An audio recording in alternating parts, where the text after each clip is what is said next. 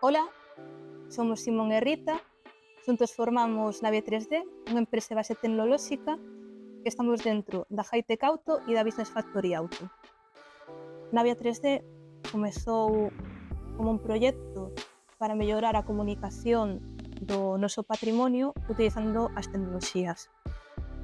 Unha das inquietudes que me surxiu cando estaba estudiando todo isto, pois era como comunicar todo este coñecemento científico, que a veces salen estudios moi interesantes, ou, por exemplo, eu tive un profesor de arqueobotánica que é estudiar pois, o tema de pólenes, todo relacionado co mundo vegetal. Pois eles fixeron un estudio no que tomaban unha muestra de polen dun morto de época íbera, que sería, que é a idade do ferro por aí pola zona do Mediterráneo. E entón, eles con ese estudio foron capaces de saber que flores lle puxeran a esa persona. Entón, pensei, podríamos utilizar todas estas ferramentas, o modelado 3D, tamén o debuxo, pois para facer unha representación de este tipo de cousas e que así a xente que poida acceder a este tipo de coñecementos. Principalmente somos Simón e máis eu, e na que tamén temos unha rede de colaboradores. Vou falar da primeira liña de negocios, unha das cousas que facemos que é o tema de solucións para patrimonio. E aí podemos decir que unha das cousas que facemos é fotogrametría. A fotogrametría, para explicala, sería que non controle nada, pois é a través de fotografías sacar un 3D. E con ese 3D xa facemos os seguintes procesos. Resumir que as nosas solucións son como unha ponte entre o futuro e o pasado, son unha ponte entre a tecnoloxía e o patrimonio.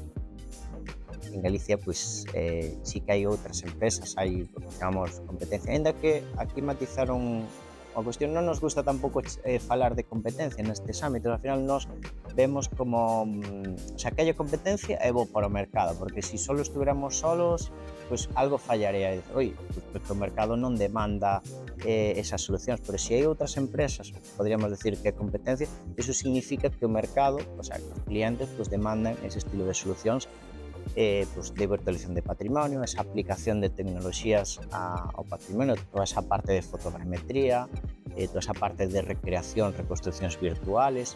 Unha das cousas que nos diferenciamos é rigurosidade. É unha cousa que estamos aplicando agora, que é un pouco vincular o mundo físico e o mundo virtual, sobre todo nas solucións para de temas de realidade extendida.